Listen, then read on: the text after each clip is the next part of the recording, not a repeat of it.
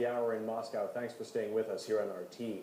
Human rights groups say NATO has failed to investigate civilian deaths caused by its airstrikes on Libya last year. They're calling on the alliance to address the incidents and also pay compensation. NATO says it carried out its strikes with the utmost care and precision. RT's Paula Sleer has more from Tel Aviv.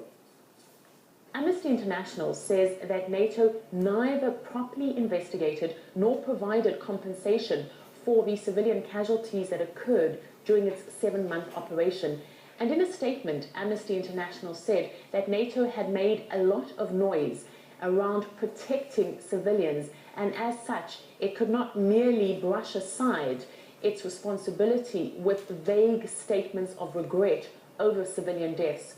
From the beginning of the NATO operation, Russia was very critical, and it said that NATO went beyond its mandate of merely protecting civilians.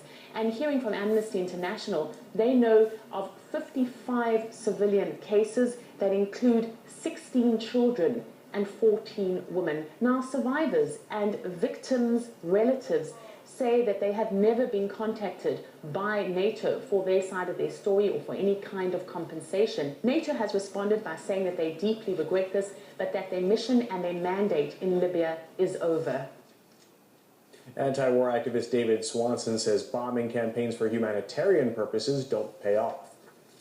A war launched on the basis of a UN resolution that did not authorize regime change, but that was used for regime change, so that we now have humanitarian warriors pushing for war in Syria and elsewhere, arguing that the UN got NATO into Libya for regime change when it did no such thing.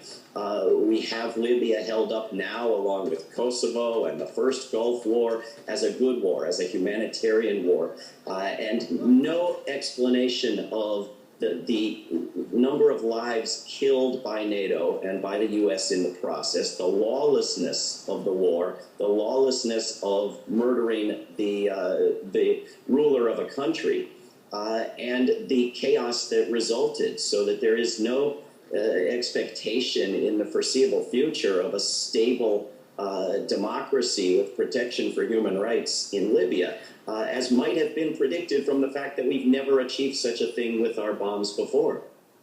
Let's take a look now at some other stories making headlines across the globe. A series of blasts have rocked almost a dozen Iraqi cities, killing 39 people and injuring more than 100. A car bomb hit a crowded shopping restaurant area in Karbala, 80 kilometers south of Baghdad. Other attacks in the capital and the northern city of Kirkuk and 2 southern towns largely targeted police headquarters. The violence comes a day after the 9th anniversary of the U.S. invasion of Iraq and ahead of the Arab summit in the country.